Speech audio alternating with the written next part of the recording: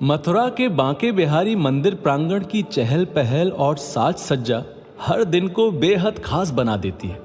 सुबह 5 बजे की आरती के बाद भक्तों के राधे राधे के साथ यहाँ दिन की शुरुआत होती है। दोपहर के वक्त जारी रहता है धर्म और अधर्म का गीत ज्ञान, जिसकी गूंज आसपास फैली रहती है। राधे राधे, राधे राधे।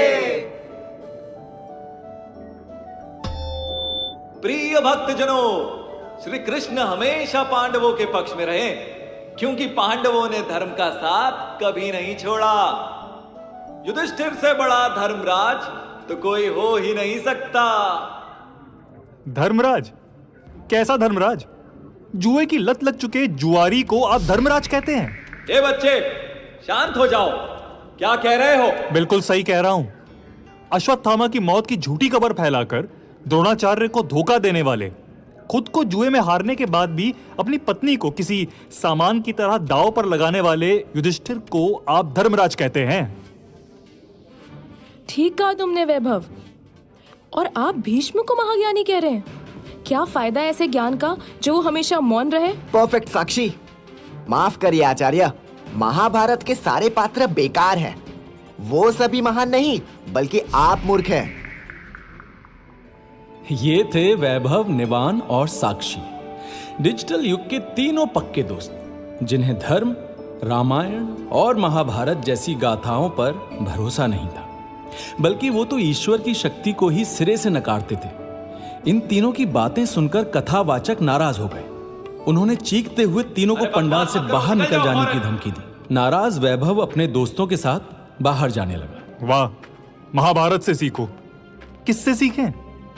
सब कुछ जानते हुए भी आंखों में पट्टी बांध अधर्म का साथ देने वाली गांधारी से सीखें, या द्रौपदी के चीरहरण का प्रस्ताव रखने वाले उस महान कर्ण से कुछ सीखें, या फिर एक वचन के नाम पर तबाही मचाने वाले भीष्म से सीखें। कोई पूछो इन महाशय से कि आखिर महाभारत से हम क्या सीखें? सब झूठ है यार। महाभारत धर्म की गाथा नहीं, सिर्फ एक राइटर की बहुत बड़ी कहानी है। बिल्कुल सही। महाभारत के पात्रों से धर्म नहीं, बल्कि वेद व्यास से स्क्रिप्ट राइटिंग सीखनी चाहिए। उस प्रांगण के ठीक बाहर बैठा एक मस्त मौला सन्यासी तीनों की बातें बड़े गौर से सुन रहा था। उसके चेहरे पर मुस्कुराहट थी। जैसे ही वैभव के कदम बाहर निकले, उसने अपनी छड़ी से तीनों का रास्ता रोक दिया। वैभव कुछ पूछता, उससे पहले ही वो सन्यासी बोल पड़ा। महाभारत मजाक नहीं है बच्चे। 18 दिनों तक चलने वाली ये एक ऐसे धर्म युद्ध की गाथा है जो आज हर मन में चलती है। ए, कौन हो तुम? क्या तुम और क्या मैं बांसुरी वाले मोहन की नजर से देखे बिना महाभारत समझ नहीं आएगी। तुम्हारे वो कृष्ण, उनके बारे में भी मुझे खूब पता है। मुंह मत खुलवाओ मेरा। माया जाल दिख रहा है, माया जाल। कृष्ण को लेकर तर्क करना है, क्यों नहीं? करो, मजा आएगा। जरूर करेंगे। जो गलत है सो गलत, जो सही है सो सही। तुम्हारे वो मोहन ना एक डिप्लोमैट थे और कुछ नहीं। सही कहा। डिप्लोमेसी बड़े बड़े युद्ध टाल देती है।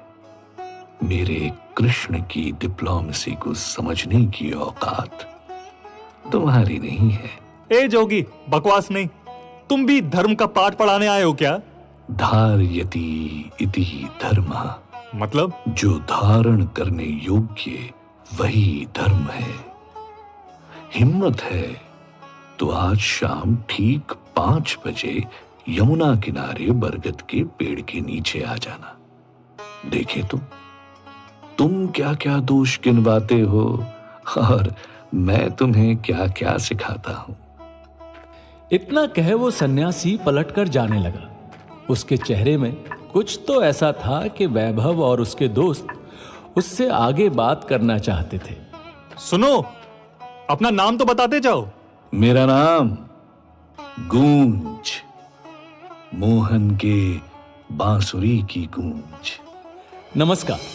महाभारत के अनोखे पात्रों की रोमांचक दुनिया में हम आप सबका स्वागत करते हैं। क्या है महाभारत के पात्रों की अनोखी कहानी? क्या नवीन साक्षी